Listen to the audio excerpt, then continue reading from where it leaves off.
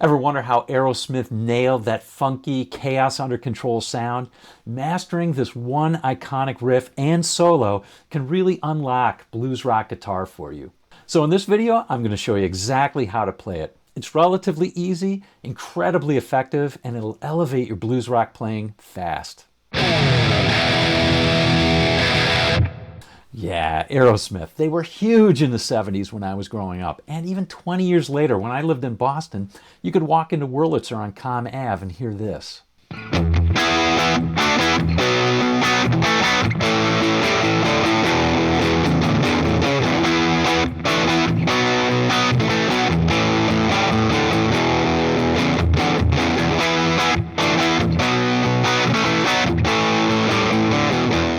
Or on Rockin' Bob's guitars in Somerville, next to Johnny D's, you could hear this one.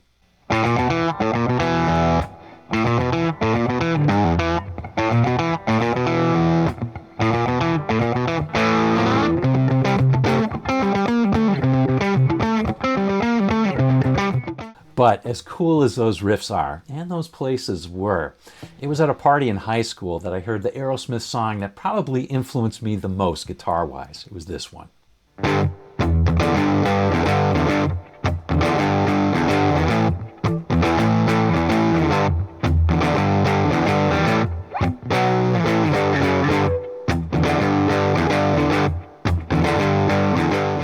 But before we get to that, here are two facts about that song that you may not know. First, it's not their song. Whose song was it, you might ask? Tiny Bradshaw wrote the song as a jump blues tune in 1951. But they weren't the original group to rockify it either. The Yardbirds did that in the 60s, originally with Jeff Beck and then with Jimmy Page on guitar.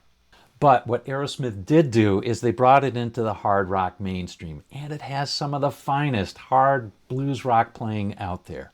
But what really shocked me was when I found out that Joe Perry didn't play the leads. It wasn't Brad Whitford either.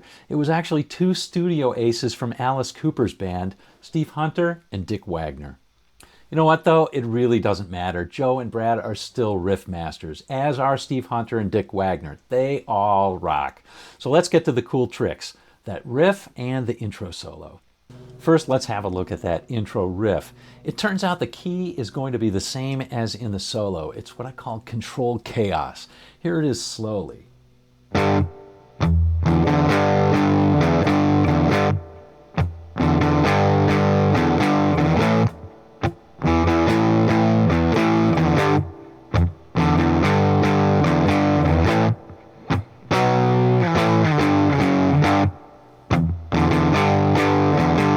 Just repeats.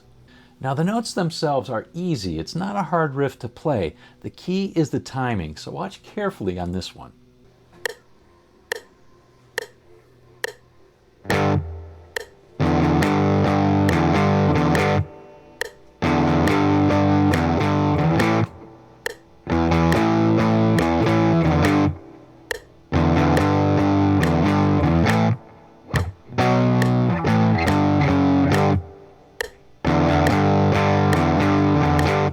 You should note that there's always a rock solid hit on beat 1, but the other strong beat, beat 3, isn't what's emphasized. It's like this, 1 and 2. You see it's on the and of 2.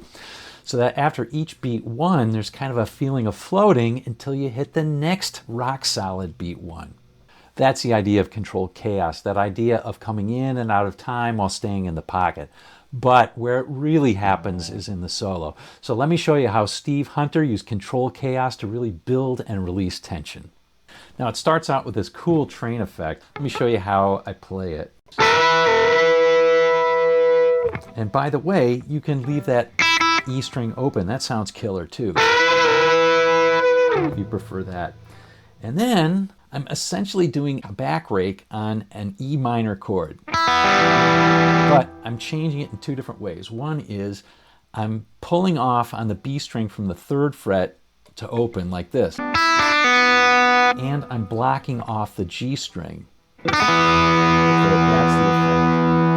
Now, if you find that hard to do, it's okay. You can play this instead. You can just play 5, 3, and open on the B string while strumming the first two strings like this. And then play that second fret on the D string. Like that. Sounds okay. I feel like I'd be remiss if I didn't tell you what Jeff Beck did in his Yardbirds version. He used the volume knob, and it's hard to do on a Les Paul, but anyway, I'll try and attempt it. Something like that. Get that train sound. Such a killer move to use the volume knob, so that's something you might want to try as well. But the solo is even more instructive. That's where the controlled chaos comes in. So let me show you, first using a metronome at the normal speed.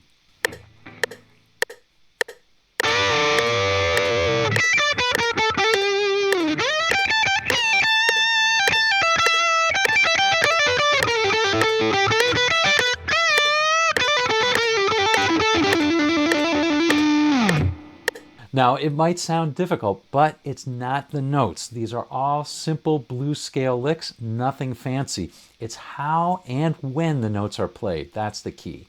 As you'll see, all of the licks come from the standard blues scale and this little extension shown here. Now I'm going to slow down the metronome to 70 beats per minute, down from 102 of the record.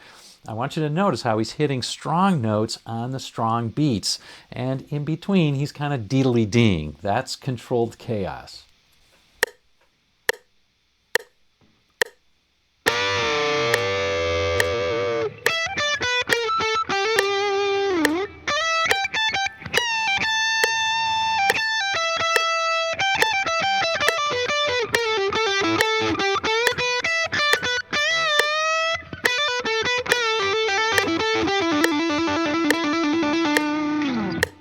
You should also notice that he's often starting before beat 1 to get to that strong note on beat 1. That's an important concept to understand, to know the right place and the right time to be there. Let me show you.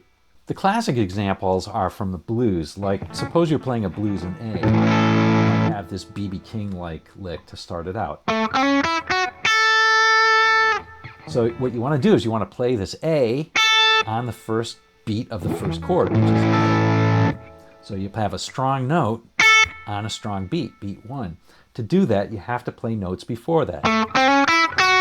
And then, that happens constantly in Steve Hunter's solo. Here's an example, the second lick. See how this is the key beginning note to nail? The solo still works fine without those lead-in notes, but it's nicer with it. But there's also a technique used here that Eric Clapton made famous and really perfected. You're going to need that too. So check out this video where I show you how Clapton did it, and you can easily add it into your own play. I'll see you in the next video, and I'll see you on down the road.